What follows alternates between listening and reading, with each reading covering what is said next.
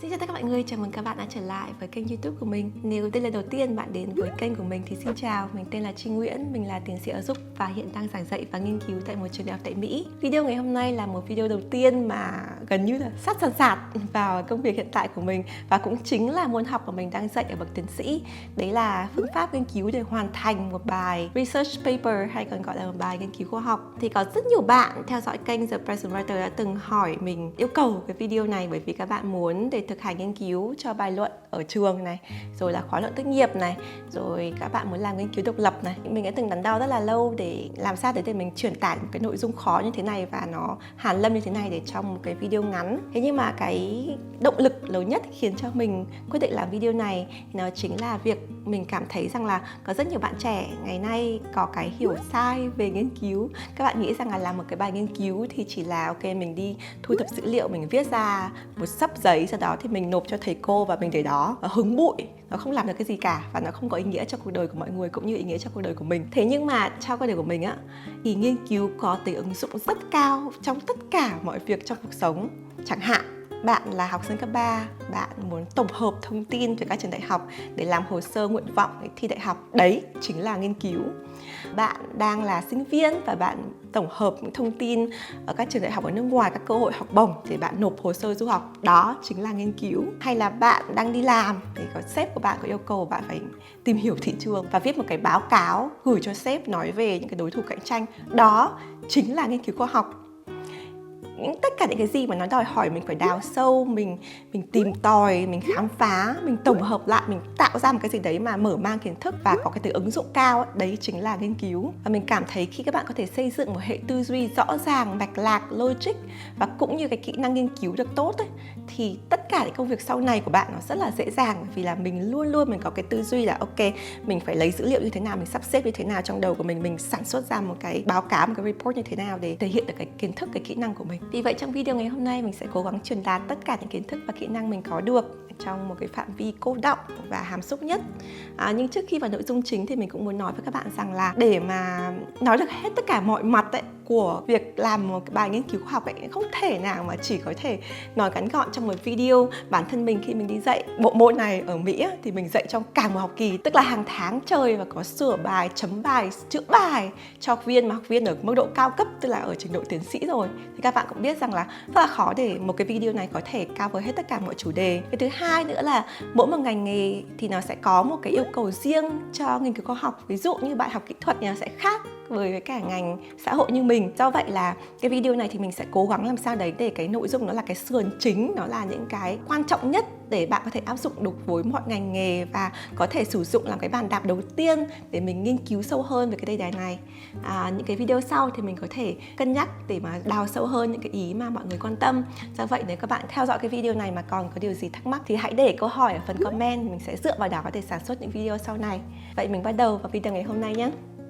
Trong quá trình nghiên cứu cho video này thì mình đã tham khảo rất nhiều nguồn ở trên mạng nói về các cái bước để thực hiện một bài nghiên cứu khoa học. Thì mình có tìm được một nguồn mình thấy là nó khả thi nhất, đấy là nguồn ở trường American University, gồm có 10 bước để bạn có thể thực hiện một bài nghiên cứu từ ý tưởng đến cuối cùng, tức là hoàn thiện. Thì mình sẽ để đường link ở phần miêu tả cho các bạn tham khảo nếu bạn quan tâm kỹ hơn về các cái lý do rồi là ví dụ, mục tiêu của từng bước một. Tuy nhiên, bởi vì mình là một người theo chủ nghĩa tối giản, mình là một người minimalist từ trong cuộc sống lẫn công việc nghiên cứu. Do vậy là khi mình đọc một cái list 10 như vậy thì mình đã cô đọng lại chỉ có 3. Do vậy cái video ngày hôm nay mình sẽ nói cho các bạn 3 bước cơ bản để các bạn thực hiện một bài nghiên cứu khoa học. Mình sẽ đảm bảo là 3 bước này đầy đủ, thậm chí còn sâu hơn những cái mà mình đã tìm hiểu trên mạng.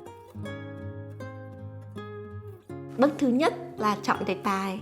Đề tài nghiên cứu nên là một đề tài mà bạn thực sự quan tâm, thực sự tò mò, thực sự hứng thú muốn tìm hiểu xem nó là như thế nào, và bạn cảm thấy rằng là nghiên cứu của mình có thể mang cái đóng góp mới cho hệ thống nghiên cứu, cho học thuật, hoặc là cho cái ứng dụng, hoặc là cho chính sách. Tức là cái đề tài bạn cảm thấy rằng bạn rất là muốn làm và thực sự là muốn dành thời gian để tìm hiểu nó. Cái đề tài này nó cũng có thể phải trùng với những đề tài mà được chấp nhận bởi thầy cô của bạn này, hoặc là người giám sát, người hướng dẫn cái đề tài của bạn. Bởi vì là khi mà bạn tốt nghiệp ở một cái ngành học nào đấy, hay là bạn đang làm một cái bài khóa ở một cái bộ môn nào đấy, thì nó sẽ có những yêu cầu riêng của giảng viên, của hội đồng, thì mình cần phải theo để mình đảm bảo là cái đam mê của mình nó phải trùng với quan tâm chung của những người hướng dẫn của mình. Và đặc biệt là khi mà người ta có cái chuyên môn ở cái đề tài đấy thì người ta mới có thể hướng dẫn cho bạn. Bạn đặt câu hỏi thì người ta có thể trả lời được. Thì hai cái yếu tố đó là quan trọng nhất trong cái quá trình bạn xây dựng đề tài nghiên cứu. Thì trong quá trình xây dựng đề tài nghiên cứu thì một điều mình cảm thấy các bạn sinh viên, học viên, thậm chí ở những cái trình độ cao học á, các bạn thường xuyên gặp phải đấy là đề tài thường rất là rộng. Các bạn mới có cái ý tưởng lờ mờ trong đầu, hoặc là các bạn muốn nghiên cứu một cái diện rất là rộng.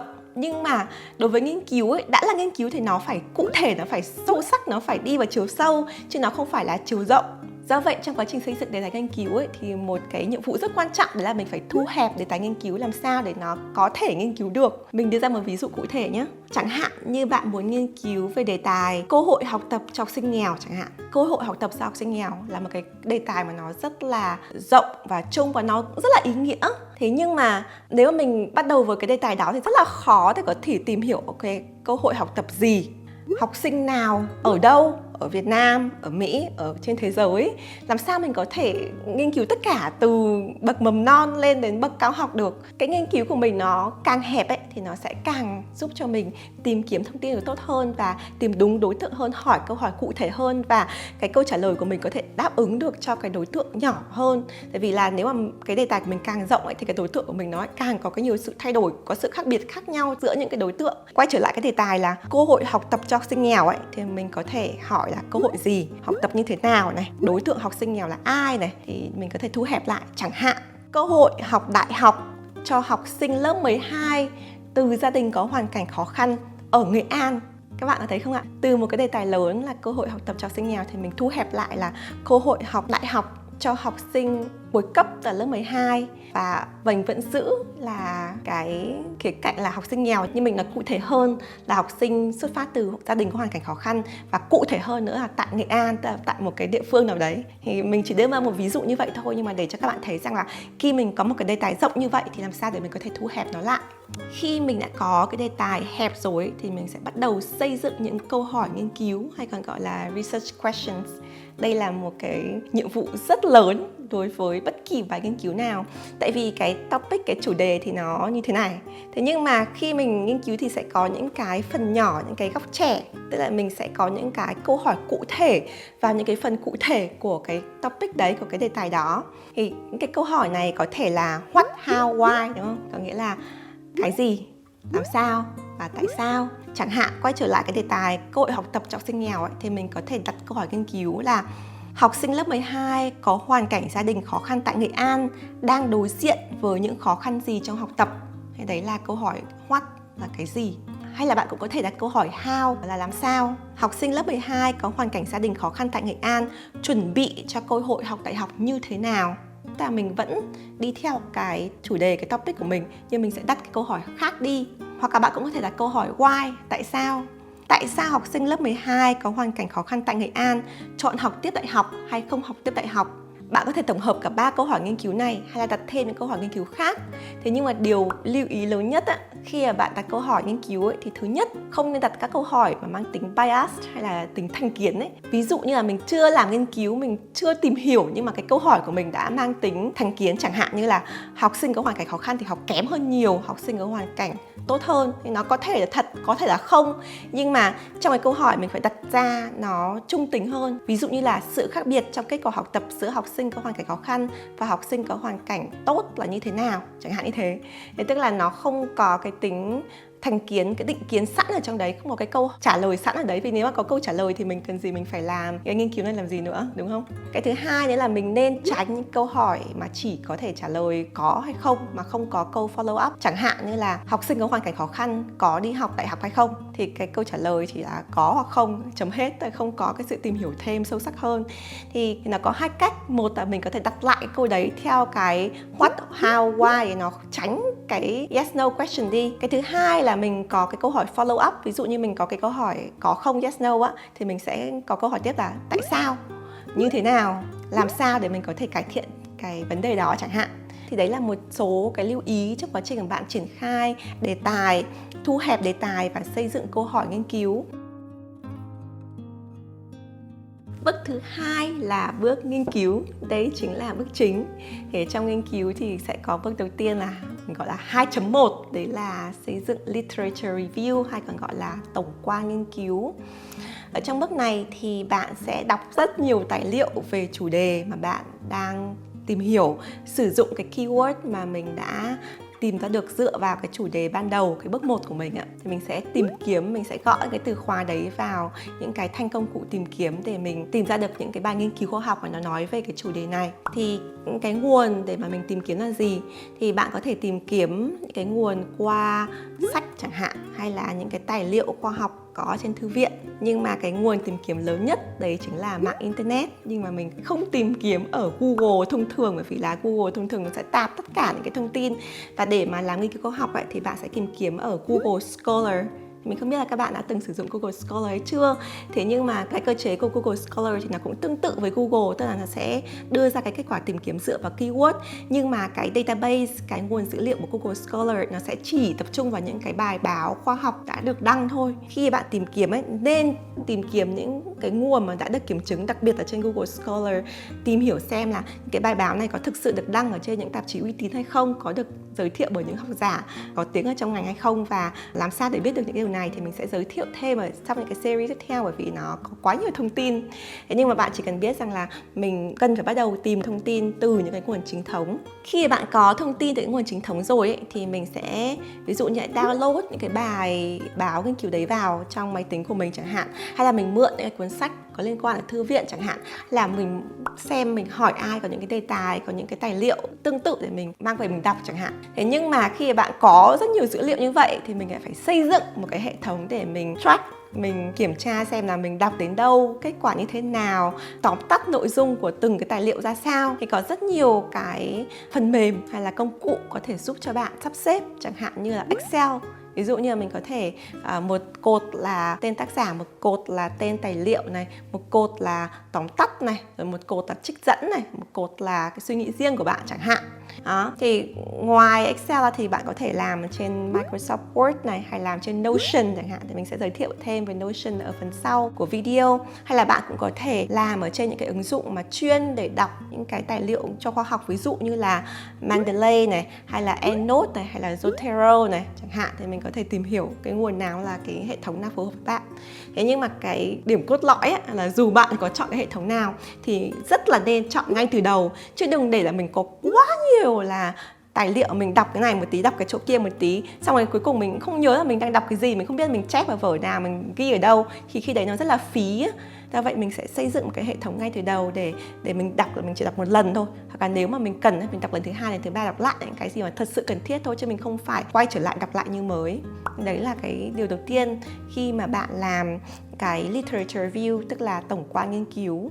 Đối với hầu hết những cái bài nghiên cứu ở bậc đại học hay là thậm chí là bậc thạc sĩ thì thường là nó sẽ dừng ở cái tổng quan nghiên cứu này. Tức là khi bạn làm cái bài nghiên cứu, tức là bạn tổng hợp những cái nghiên cứu đã có sẵn, bạn tổng hợp thông tin và bạn viết lại, trả lời lại câu hỏi nghiên cứu của mình, tạo ra cái bài của mình.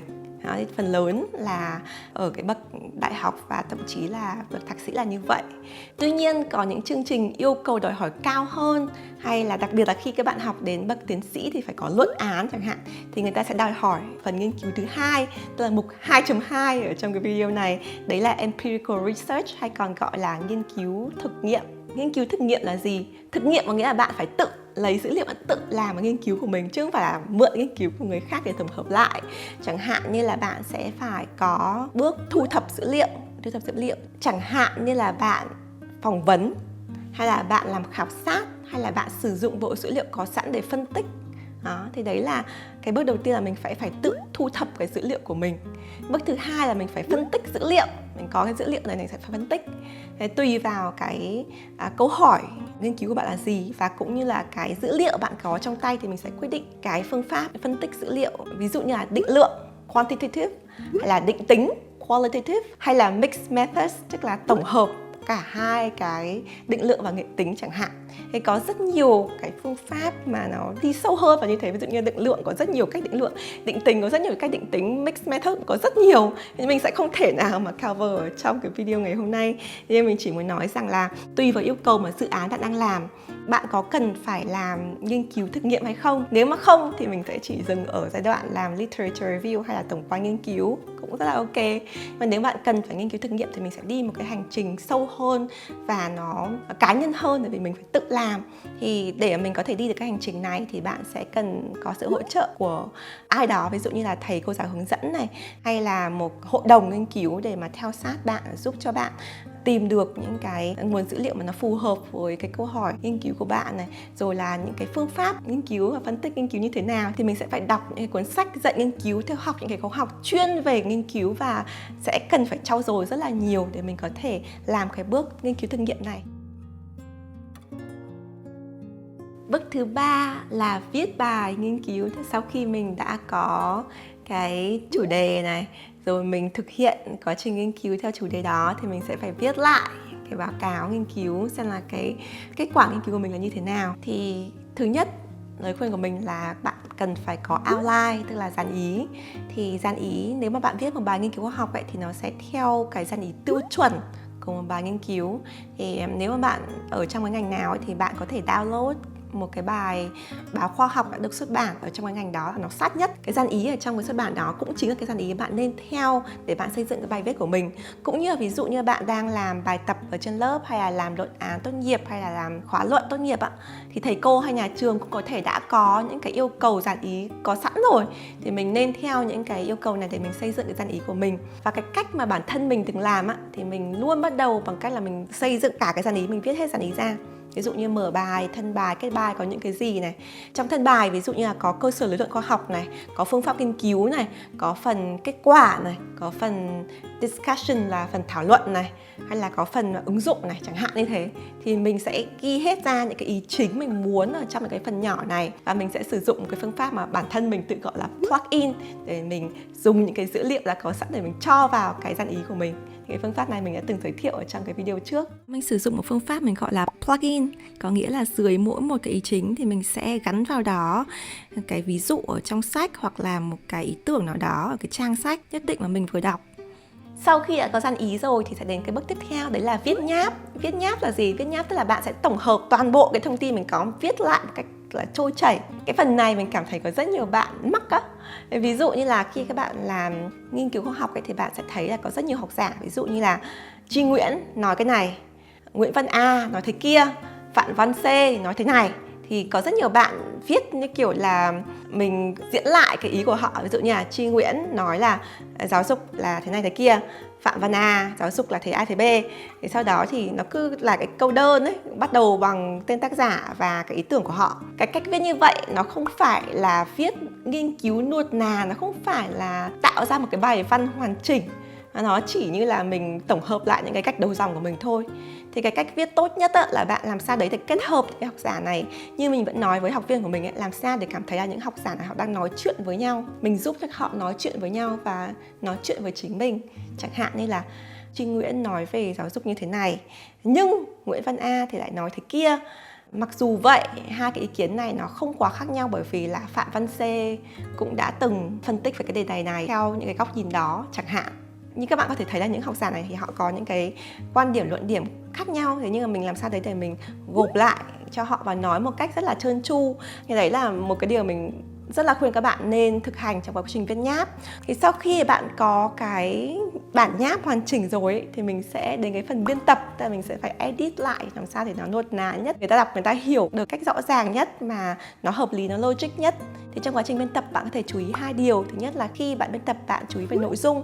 Nội dung nó đã rõ ràng hay chưa, nó có trả lời được cái câu hỏi nghiên cứu bạn đặt ra từ ban đầu hay không. Thì có rất nhiều bạn mà mình đọc bài viết thì mình thấy là cái phần đầu thì hỏi một cái chủ đề, đến cuối ra một cái chủ đề khác và không có cái sự gắn kết. Điều đấy là không được, để chứng tỏ là bạn chưa đọc lại cái nghiên cứu của mình từ đầu đến cuối với con mắt của người đọc ban đầu. Thì thứ nhất là về nội dung phải đảm bảo là mình trả lời được cái chủ đề, cái câu hỏi mình bắt đầu cái hành trình làm nghiên cứu để mình trả lời. Cái thứ hai là khi bạn biên tập nên chú ý về cái phong cách viết. Thứ nhất là mình viết đã dễ hiểu hay chưa. Thứ hai là có cái sai ngữ pháp, sai chính tả gì không. Đặc biệt nếu bạn viết bằng tiếng Anh, bằng một ngôn ngữ khác thì mình rất là nên check một cách cẩn thận.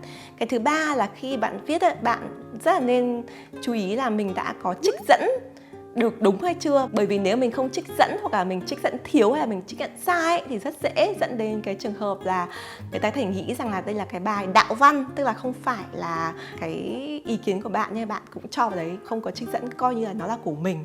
Thì cái này đối với học thuật là cực kỳ cấm kỵ. Mình sẽ có một cái video khác nói cụ thể hơn về vấn đề trích dẫn. Nhưng mà sau khi bạn đã biên tập thành công rồi thì coi như là mình đã có một bài hoàn chỉnh. Đoạn sau thì mình sẽ chỉ cần gửi đi thôi đâu đó, ví dụ như là gửi cho thầy cô để xin feedback chẳng hạn, hay là gửi đến những cái tạp chí khoa học để có thể được review bởi những cái người học giả trong ngành. Tức là có rất nhiều cái con đường tiếp theo của một bài nghiên cứu khoa học. Thì có lẽ mình sẽ lại cần một cái video khác để nói cụ thể hơn về cái tương lai của bài nghiên cứu. Nhưng mà theo mình đó là 3 bước cơ bản nhất và dễ hiểu nhất để hiểu về cách để mà thực hiện một cái bài nghiên cứu khoa học.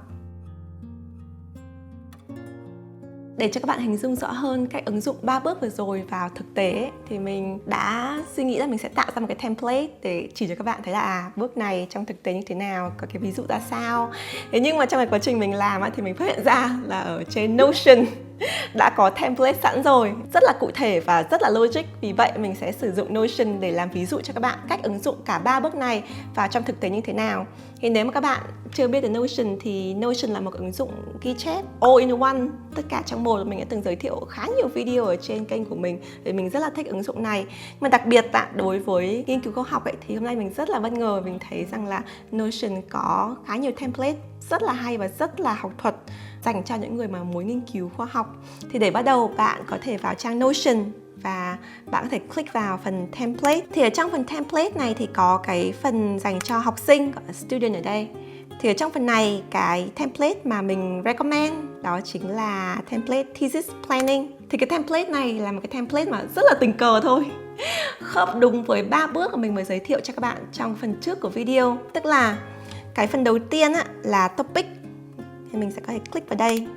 Thì topic là gì? Đây là một số cái đề tài mà cái người làm cái ví dụ này người ta đang có. Ví dụ bạn có thể thấy là bạn có cái tên đề tài này, những số cái tiêu chuẩn để xem là mình có thực sự mình thích cái đề tài này không, hay là cái đề tài này nó có là cái đề tài mà có thể theo đuổi được không. Và sau đấy thì bạn có những cái câu hỏi nghiên cứu đó. Thì cái phần này đúng y hệt theo cái phương pháp mà mình vừa giới thiệu cho các bạn ở bước 1 là về chọn đề tài. Thì sau đó là cái bước thứ hai chính là cái bước source and note, là cái bước research mà mình có nói với các bạn. Thế nhưng mà ở cái phần này thì là người ta sẽ chỉ research ở cái phần literature review thôi, tức là những cái phần mà mình sử dụng những cái nghiên cứu đã có sẵn, mình tổng hợp lại, xây dựng tổng quan nghiên cứu. Thì các bạn có thể thấy rằng là tác giả ở trong cái template này đưa ra một cái loạt những cái nguồn nghiên cứu. Mình có thể click vào đây, mình thấy rằng là ở trong cái nguồn này của bạn là một cái video chẳng hạn. Thì mình sẽ có thể dính cái URL là cái đường link ở đây và mình có thể nêu là cái đề tài nào, có thể là video, book, ebook, hay là ví dụ ở trong cái nghiên cứu của mình thì nó có thể là một cái nghiên cứu khoa học, bài báo khoa học chẳng hạn, thì mình có thể thêm vào đây. Thì một cái template khác riêng về cái khoản đọc này mình thấy ở Notion rất là hay, đấy là cái template cũng ở trong cái mục student này, và các bạn vào reading list. Khi bạn ở trong reading list thì các bạn thể thấy rằng là cái template nó có rất là rõ những cái cột như là Excel. Đầu tiên là nó sẽ có loại của nguồn, ví dụ như là bài báo này, bài báo khoa học này, hay là những cái nguồn essay, podcast chẳng hạn như thế.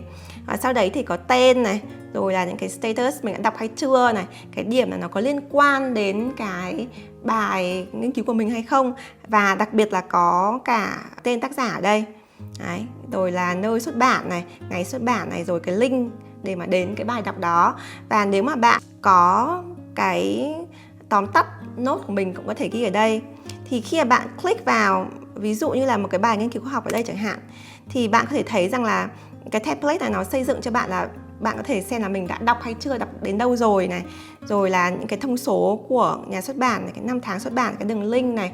Và quan trọng hơn cả là nếu mà bạn muốn bạn có thể thả cái bài nghiên cứu mà ở trên PDF vào đây. Đấy, thì mình sẽ có thể tổng hợp tất cả vào trong một cái file. Và ví dụ như kết quả mà bạn nghiên cứu, bạn đọc như thế nào, có kết quả như thế nào, mình có thể ghi vào đây. Nó rất là tiện. Nếu mà bạn muốn xây dựng một cái reading list cho cái literature review, tổng quan nghiên cứu của mình thì mình nghĩ rằng đây cũng là một cái template rất là tốt để cho bạn có thể bắt đầu. Quay trở lại cái template về thesis planning. Thì một cái điều nữa mình rất là thích ở trong cái template này thì nó đi đến cái timeline ở phía dưới.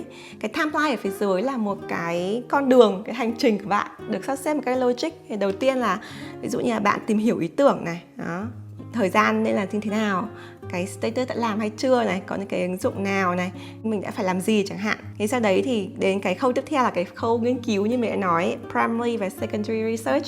Thì đây mình cũng có cái lịch trình và cái status, cũng như là phía dưới thì có những cái chapter draft. Thì đây nó là cái bước thứ 3 mình vừa chia sẻ với các bạn ở trong phần đầu. Mình sẽ draft như thế nào, mình đã có những cái đoạn gì rồi, cái source của mình có thể link vào đây. Đó. Tương tự đi theo cái timeline này, bạn sẽ thấy là người ta có những cái chapter cho đến khi mà mình có đoạn cuối cùng, và cái đoạn proposal, tức là mình đã hoàn thành và mình có thể gửi cho hội đồng của mình hay thầy cô giáo của mình xem và góp ý. Rồi là mình làm presentation, mình thuyết trình và mình bảo vệ đề án như thế nào. Thì mình thấy rằng là nếu mà các bạn có một cái dự án dài hơi, ví dụ như làm một cái bài nghiên cứu cho việc tốt nghiệp đại học này, thạc sĩ hay là tiến sĩ, hay là một cái đề tài nghiên cứu mà nó cần phải đầu tư nhiều hơn 1-2 tháng ấy, thì mình thấy rằng là cái template này là cực kỳ tốt. Thì nếu các bạn quan tâm thì có thể xem thông tin về Notion, thì mình sẽ để cái đường link đăng ký phía dưới hoàn toàn miễn phí. Đặc biệt là cho các bạn học sinh sinh viên mà có cái đuôi email.edu thì bạn có thể mở khóa rất nhiều cái tính năng của Notion. Còn nếu các bạn không có cái email edu thì vẫn có thể sử dụng miễn phí, và tất cả những template này đều được mở cho cộng đồng.